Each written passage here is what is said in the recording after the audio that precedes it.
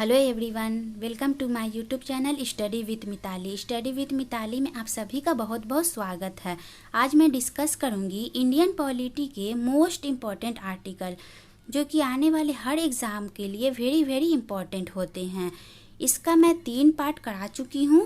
पहले आप मेरे प्लेलिस्ट में जाकर देख सकते हैं और इसकी PDF चाहिए तो आप मेरे टेलीग्राम चैनल से जुड़ सकते हैं। इसका लिंक डिस्क्रिप्शन बॉक्स में आपको मिल जाएगा।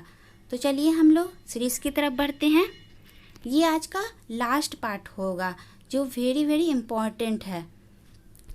चलिए हम लोग आज की सीरीज़ की तरफ बढ़ते हैं। SC/ST आंग्ल भारतीय अनुच्छेद 330 में क्या कहा गया है? लोकसभा में अनुसूचित जाति एवं अनुसूचित जनजाति के पद का आरक्षण है। Article 330 reservation of post of scheduled caste and scheduled tribes in the Lok Sabha. Okay, मैं इंग्लिश में भी बता दे रही हूँ आप सभी को। बहुत से स्टूडेंट इंग्लिश भी पढ़ते हैं, इंग्लिश के स्टूडेंट होते हैं, उन्हें हिंदी नहीं आती उतना समझ, तो इंग्लिश भी मैं यहाँ डाल रही हूँ। आप जितना ज़्यादा से ज़्यादा हो इसको शेयर कीजिए अगर पसंद आए मेरी क्लास तो। नेक्स्ट देखते हैं अनुच्छेद 332 विधानसभा में SC/ST के लिए आरक्षण means article 332 SC in the legislative assembly reservation for ST। Article 335 SC/ST सेवाओं पद विशेष आरक्षण के लिए।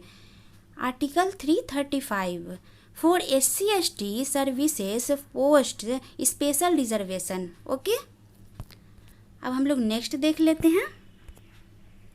नेक्स्ट है अनुच्छेद 338 SC आयोग अनुसूचित जाति आयोग।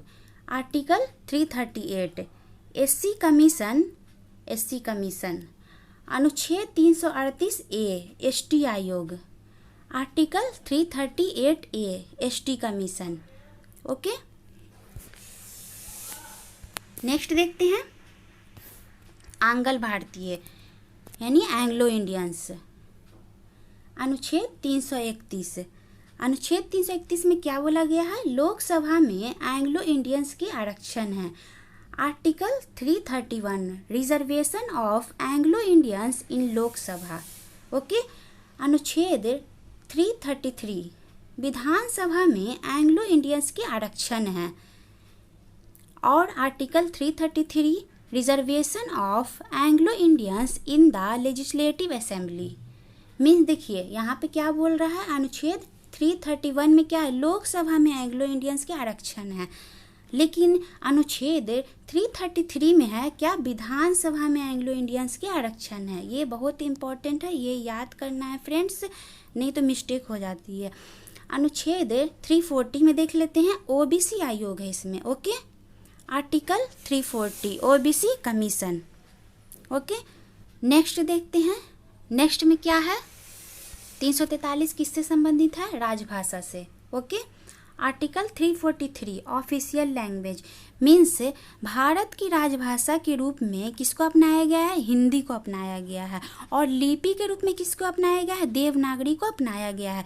लेकिन राज्य स्तर पर अलग अलग छूट दिए गए हैं और वो उसको चुन सकते हैं। जैसे अलग अलग राज्य में कहीं फारसी रहता है, कहीं उर्दू रहता है भाषा के रूप में, कहीं इंग्लिश रहता है, तो हम उसको चुन सकते हैं। ओके, अब नेक्स्ट देख लेते हैं। नेक्स्ट क्या है? अनुच्छेद 352 राष्ट्रीय आपात। Article 352 national emergency.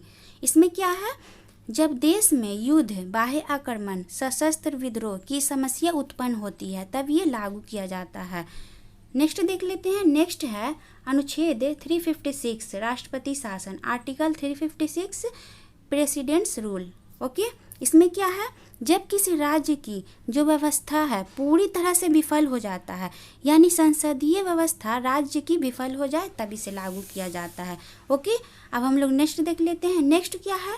अनुच्छेद 360 में है वित्तीय आपात। Article 360 financial emergencies. ओके, इसमें क्या आता है?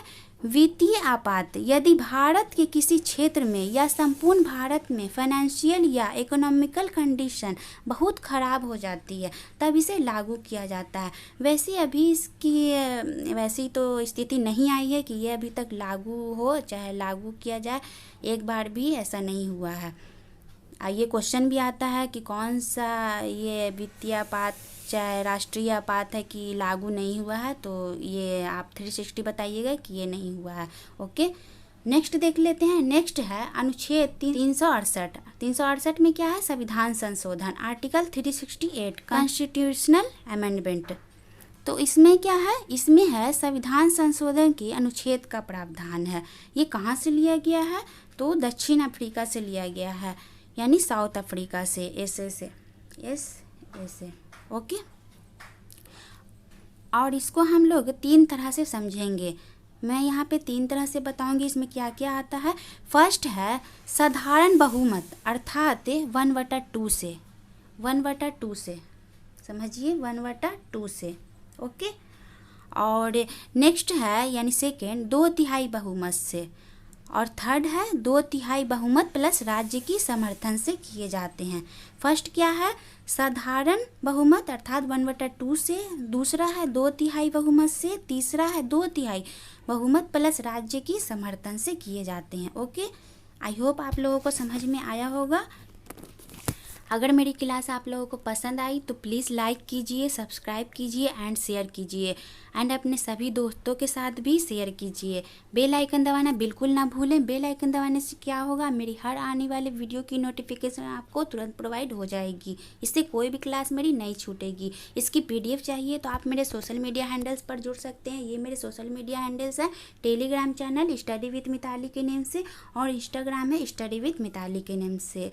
इससे आप जुड़ के PDF ले सकते हैं। कोई भी क्वेरीज हो उसको भी पूछ सकते हैं। पढ़ते रहिए, खुश रहिए। Thank you for watching.